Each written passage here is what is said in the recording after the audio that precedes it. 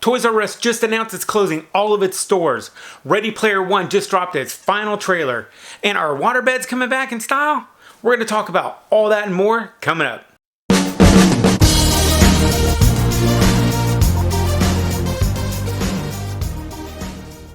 What up to my peoples? Welcome back to Retro Crunch, your nostalgia show that's all about current pop culture, movies, music, and games that relates to all things 70s, 80s, and 90s. So if you're a child of the 70s or 80s, you might remember having or knowing someone that had a waterbed.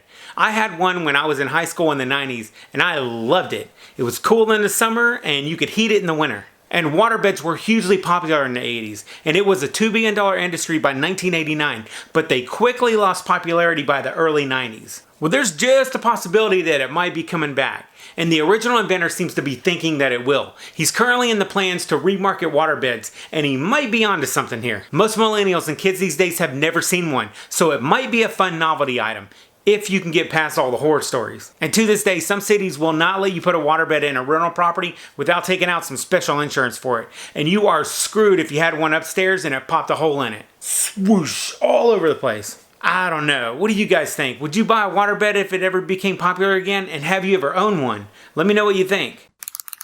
Then up next is some movie and TV news. The Roseanne show that's coming back to TV on March 27th finally released their show intro.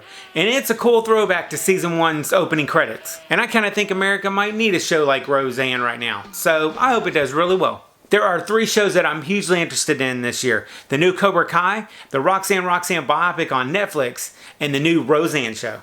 How do you guys feel about it? Are y'all anxious for a Roseanne revival, or am I the only one? Tell me what you think in the comment section down below. And then we finally got the final trailer for Ready Player One. And if you don't know what it's about, you are missing out. The movie's going to be out in theaters on March 29th. And from all the trailers that I've seen, I am really excited about it. Then next up in some celebrity news. Now, I suppose you all know how ordinary television works. You photograph something? Sure, I do. You photograph something, then the photographs are split up into millions of tiny pieces, and they go whizzing through the air down to your TV set where they're all put together again in the right order. You should open your mouth a little wider when you speak. If you remember Mike TV from the original Willy Wonka movie that came out in 1971, he was just on the TV show Jeopardy just a few days ago. And what's funny is he never mentioned on the show that he was the kid that played Mike in the Willy Wonka movie. But people were blowing up Twitter when they found out that he was on there. He didn't win the show, but he did end up walking away with $6,800, so not too shabby. And then there's been a Burt Reynolds sighting. He was sighted recently at a screening of a 1972 film Deliverance in New York City. He's 82 and still looks pretty good, although he's not getting around as well as he once did. Man, I love this guy. Burt Reynolds starred in Smokey and the Bandit in 1977 and The Cannonball Run in 1981. And if you haven't seen either of those, they are a must watch. And he's got a new movie that's coming out at the end of this month called The Last Movie Star. And next up, oh man. Toys R Us just announced that they are closing all of their stores for good.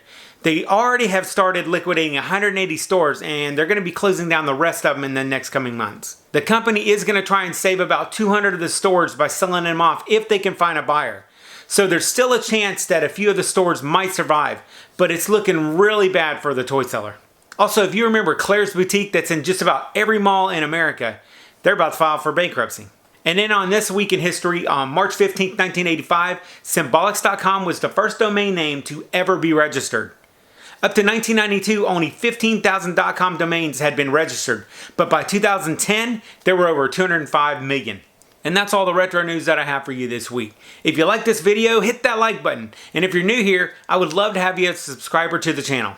We put out new videos every Monday and Friday, so if you're into retro news and nostalgia stuff, you're in the right place. Alright retro heads, I hope you enjoyed the show, and I'll see you on the next video. And remember, if it ain't retro, it ain't worth watching.